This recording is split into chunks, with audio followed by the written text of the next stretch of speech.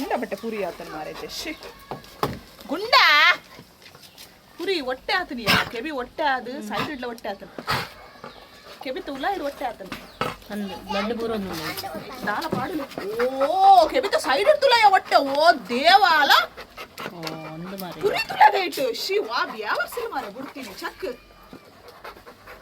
ಉಪ್ಪು ನೀರ್ದಂತ ಸೈ ಹೊಡೋದು ಬ್ಯಾವರ್ಸಿನ ಸತ್ಯ ಯಾರಿತ್ತಿದ್ದೀನಿ ನಾವೇನು ಹೊಟ್ಟೆ ಹಾಕಿರ್ತಿಲ್ಲಯ್ಯ ಸತ್ಯ ಮಗುಲು ಉಂಡಕ್ಕ ಉಪ್ಪು ನೀರ್ದಂತ ಸೈ ಹೊಡ ಅಂಚ ಸೈ ಹೊಡ್ ಮಗು ಸೈನಾಗಲಕ್ಲಿ ಎನ್ನೋಡು ಅಯ್ಯೋ ಯಾ ನಾಯಿನ ಬಿಡ್ತಾ ಅದಕ್ಕೋಸ್ಕರ ಹೆಂಗೆ ಕಿಂಚ ತಿಕ್ಕಣದ.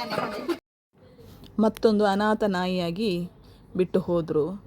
ಇಷ್ಟು ವರ್ಷ ಸಾಕಿ ಕೊನೆಗೆ ಹುಷರಿಲ್ಲದೆ ತಕ್ಷಣ ತಂದು ರಸ್ತೆಗೆ ಬಿಸಡೆ ಹೋದ ಪುಣ್ಯಾತ್ಮ.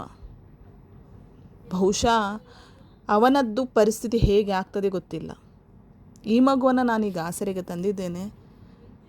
ಟ್ರೀಟ್ಮೆಂಟ್ ಮಾಡುವ ಪ್ರಯತ್ನ ನನ್ನದು, ಫಲ ದೇವರದ್ದು ಅಷ್ಟೆ.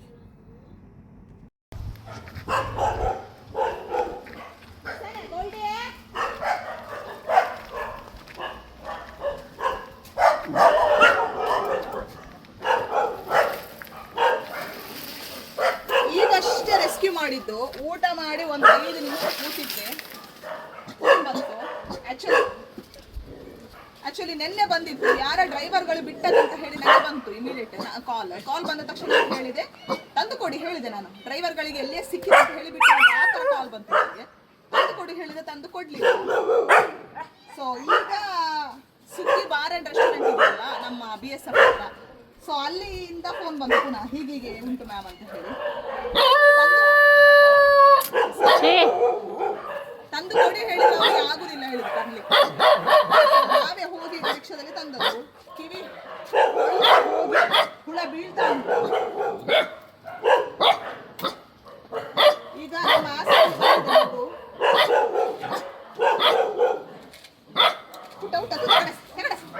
ಆಸರಿಗೆ ಬಂದಿದೆ. ಬ್ರೀಡ್ ನಾಯಿ, ಲ್ಯಾಬ್ ಬ್ರೀಡ್, ಮೇಲ್ ಬಿಟ್ಟು ಹೋದ ಯಾವ ದರಿದ್ರದ ಅಂತ ಗೊತ್ತಿಲ್ಲ. ಹೇಗಾಗಿದ್ದಾರೆ ನೋಡಿ.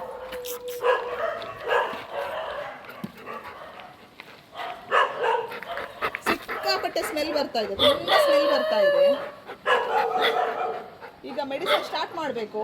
ಯಾಕೆ ಹೇಳಿದ್ರೆ ಕೊಳ್ತೋಗಿದೆ, ಕಿವಿ ಮತ್ತೆ ಕುತ್ತಿಗೆ ಹತ್ರ ಕೊಳ್ತೋಗಿದೆ, ಫುಲ್ ಹೋಲ್ ಆಗಿದೆ. ಹುಳ ಬಿಜಿ ಬಿಜಿ ಬಿಜಿ ಬೀಳ್ತಾ ಇದೆ.